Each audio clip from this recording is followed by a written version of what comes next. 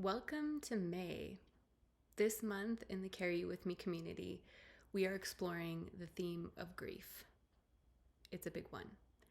And although it's something that we touch on in some way every month and live every day, this month is dedicated to talking about it in greater depth, exploring it a little, taking some pauses to think about it.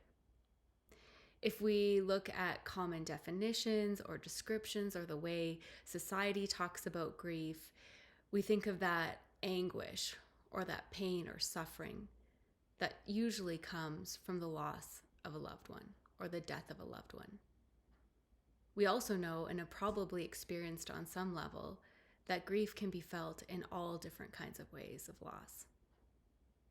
That may be the loss of a pet, the loss of or the end of a relationship, a job, feeling completely unsettled in yourself or your life, all these different ways that grief can show up. If you're in this community, there's a good chance you're here because you have experienced the death of a loved one. And so when we think about grief, if we spend just a little time actually understanding what it is, it's a mix of emotions, a wide range of emotions that many of us have felt. And they don't just enter in where one comes and then it leaves and we're finished with it. They kind of ebb and flow throughout our lives, coming in waves,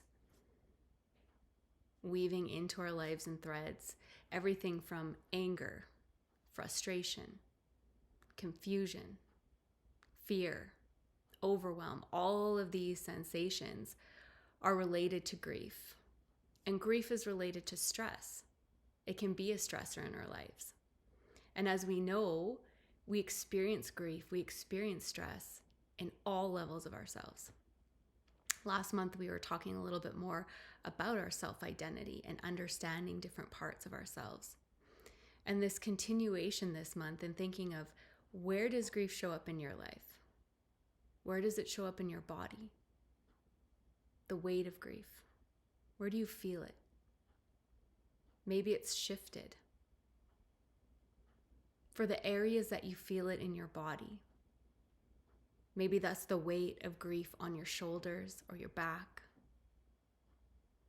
Maybe the locking up of jamming of your neck. Maybe you feel it in headaches or the weight on your chest and heart. In your digestive system and the way you're able to access nutrients and access your personal power when you're mourning and grieving. Take a moment here and take a big, deep breath into that space. I invite you to just breathe into that space wherever you're feeling grief. Maybe today, maybe in the last week or month. And send it love. Grief is related and directly connected to love. So when we talk about exploring grief this month, we're also talking about exploring our love. And understanding, coming to this freedom in a way that we carry both at the same time. We talk about this a lot in our Bridge program online, our group gatherings, where we are invited to look at our grief and love as something that go together so that we're not running from one or the other. We're not trying to just be in one space or the other, but actually trying to create an awareness and a way of living that lets us hold both at the same time. One may be bigger or smaller at another time, louder. We may feel them in different ways, but when we create that awareness that they're both actually there all the time, it gives us that freedom to know that we aren't doing it wrong and to know that we can do this. If we come back to grief for a second and this concept of mourning as well, all of these are part of our integration of how we integrate losing our loved one, the death of our loved one, into our life, how we can continue living, as painful as that may be some days, but how we integrate it into our life so that we can carry them with us. We can carry our experience with us. We can carry their love with us. Mourning is sort of that external work, that showing the way that we process it, the activities that we do on the outside. And if we think about this, we've kind of got that inside job of where we're feeling our grief and processing our emotions in our mind, in our body, through the things that we do as well. And then mourning is that thought of how we're maybe externally grieving in society, how our friends might notice or our family might notice us grieving. When I think of my own personal experience of grief, I often use terms like fog or numbness when grief first introduces itself. And it feels like this very foreign invader, or this thing that is all-consuming and feels very dangerous and scary. And over time, how that perspective has changed in my own mind and experience to where now I see grief almost like an old friend. That it's not this luminous villain hanging around me, waiting to take everyone and everything I love. But that it exists there because I loved so deeply. And although that person is no longer with me, although my son is gone, our love remains. We continue to love beyond death. When we think about grief, there's also that density and depth to it. And this is a part that I've noticed in myself and in many of the individuals that I've worked with over time, that can be a part we tend to hide from or not always want to face. And for some of you, maybe it's a place you feel most comfortable, in that deep, thick grief. But how, when we take steps into that density, if we can find stillness there, as scary as it may be, as challenging as just being still and quiet is, this is a practice I will constantly be working on for the rest of my life. But that when we get still and we can get quiet in these moments, knowing that it's not this bottomless pit, trusting that we will find the walls and we will find the floor to our grief. But that sometimes when we can get quiet and still in it, we find that inner voice deep within us that becomes our compass to help navigate us through grief. I'd like to share one of my favorite quotes. I love the work of Francis Weller. If you're not familiar with it, look it up.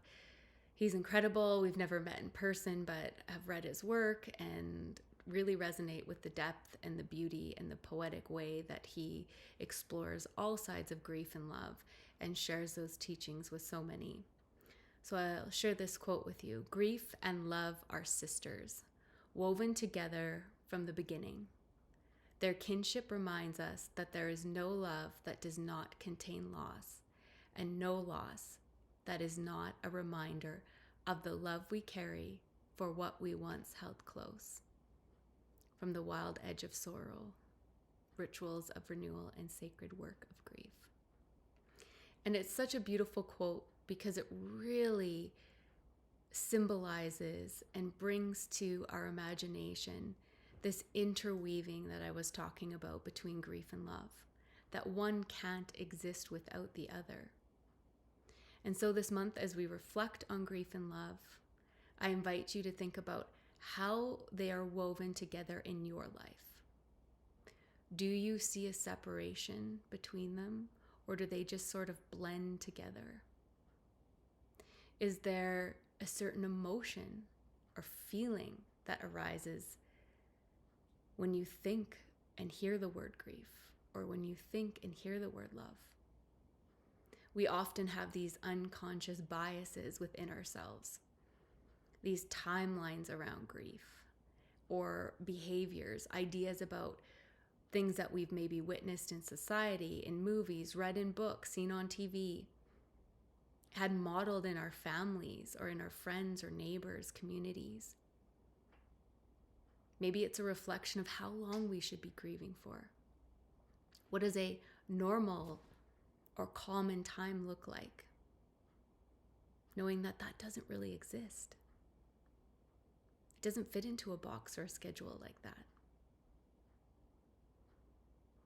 Thinking about the ways that we maybe judge ourselves or others for how we express our grief.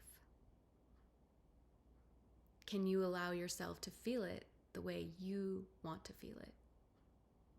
Or to express it in safe and healthy ways that are supportive for you?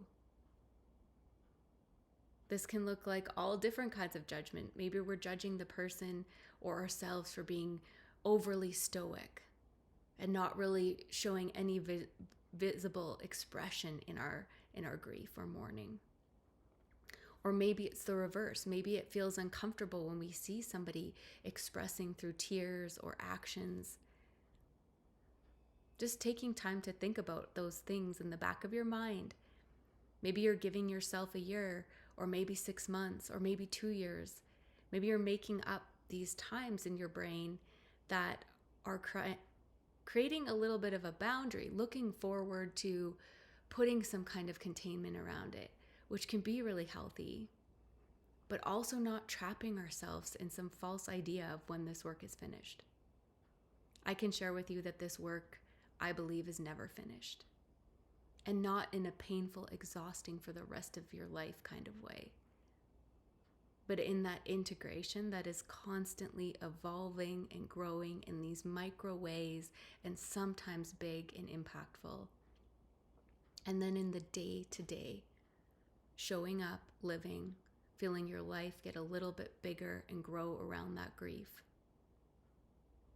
Learning to work with it in new ways, finding new language to communicate it. I invite you to explore it a little more for yourself. Reach out in the community, ask questions, share your questions here with the video or in the comments. Sending you love as you explore your grief and your love this month. Take care, friends.